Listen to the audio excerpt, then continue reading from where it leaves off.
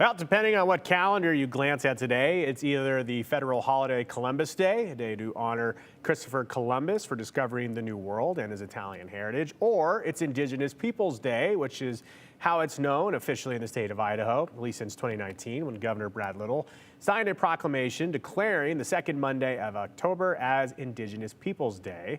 And back in 2022, I spoke with Daniel Spalding, a radio broadcaster and member of the Nez Perce tribe, about what the holiday means to Native Americans.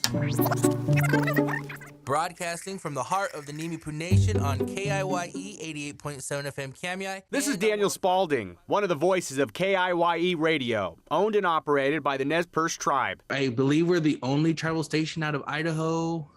So we're pretty unique. In recent years, Spalding has found incredible community support of his broadcast from the studio in Kamiai, Idaho. Broadcasts are popular across the reservation and far into the Nez Perce Clearwater National Forest. The little saying for the radio KIYE is the voice of the Nimiipuu. And so people have kind of coined that name on me because I'm doing a lot of the PSAs and a lot of the different announcements. That responsibility is a privilege, Spalding says, and something he is passionate about.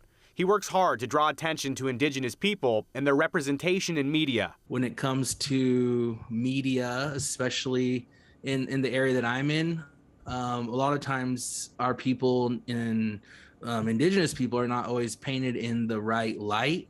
So sometimes there's a lot of untruthful, I guess, paintings of us. And so being able to be on our own radio station and highlight our own stories and be in control of our own narrative, it's something that I don't take lightly, and it's very important to me. The federal holiday Columbus Day is recognized nationwide, and in Idaho, the day is also recognized as Indigenous People Day, a day that is supposed to recognize the truth of Native American history, stories and tales that are often whitewashed, forgotten, or ignored. For me, days like today are important because you're acknowledging the truth in the history, and a lot of times, the truth is not always put in history books. They're not just, these stories like Pocahontas or Indian in the Cupboard, these kind of cheesy movies that aren't truthful.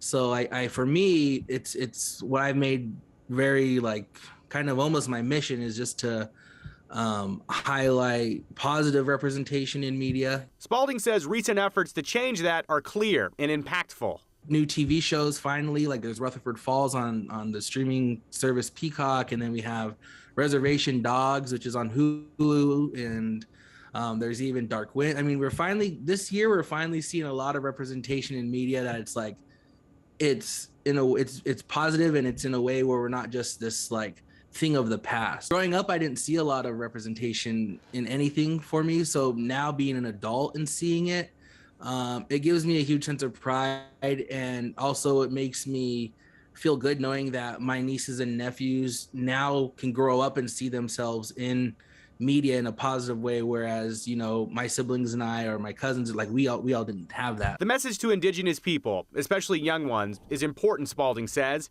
It's a message many generations missed, something people like Spalding are now trying to change. Wow, these kids come from similar backgrounds, similar upbringings, and if they can do it, then I can do it too.